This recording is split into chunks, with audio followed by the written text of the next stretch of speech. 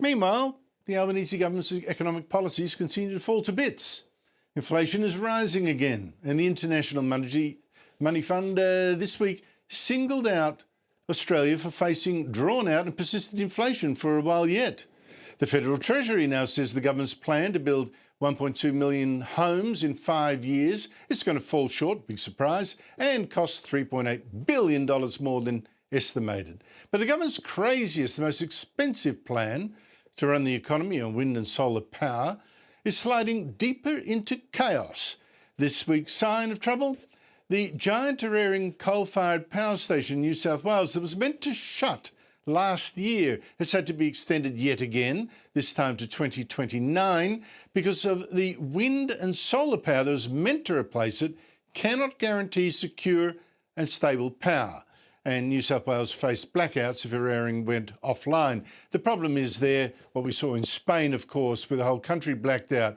A power system needs what's called inertia that you can get from giant wheels, as it were, spinning steadily through any blips. You get that with coal-fired, gas-fired stations. You don't get that with wind and solar generation, where, with the power varies with every breath of wind or passing cloud. Joining me as Bolt Report regular commentator, Barnaby Joyce, the former Nationals leader and Deputy Prime Minister, now a One Nation MP. Barnaby, what a cock-up.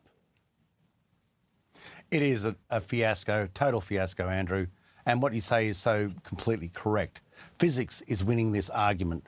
Ladies and gentlemen, physics is the reason Eraring is still open, because physics says that you cannot supply a power grid with intermittent power, not renewables, intermittent power of wind and solar. Unless you have massive hydroelectric schemes and you can open a gate and get the turbines to turn, you have no so-called renewables. You have intermittent power. And because it doesn't work, they get Eraring to keep going. And guess how Eraring keeps going? Because you sponsor it. You have to send them hundreds of millions and billions of dollars. And that's all right, because you're already sending hundreds of billions of dollars to the intermittent power sector of the overseas billionaires, overseas companies, domestic billionaires, because you're a mug. You're a mug. And every time a mug turns up, you rip them off. And you're the mug. Yeah, well, that's what people don't reckon. It's not just the soaring power bills. We're actually paying a lot for the subsidies now of all the power that we're getting. Barnaby, there were two 100%. Extraordinary polls yesterday which showed support for One Nation soaring since you joined it. There was the Resolve poll that had One Nation support at 18%. The News poll had it at 22%, more than even for the coalition. And there are now reports, Barnaby, that other Nationals MPs may also move to One Nation. Nationals MP Colin Boyce has been talking to you. Is he going to join you? Well, I'd leave that completely up to Colin. But I must say there's some schadenfreude in the fact that before in the last election they were locking me up because I was politically unpalatable.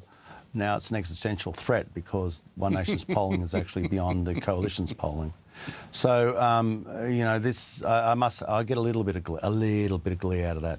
But we move on, and we move on for our nation. And Colin will do what Colin wants to do, and I would never for 1 second pressure him in either way. It's a very personal decision. It's something I deliberated over for a year before I made it. But I'm very comfortable in my skin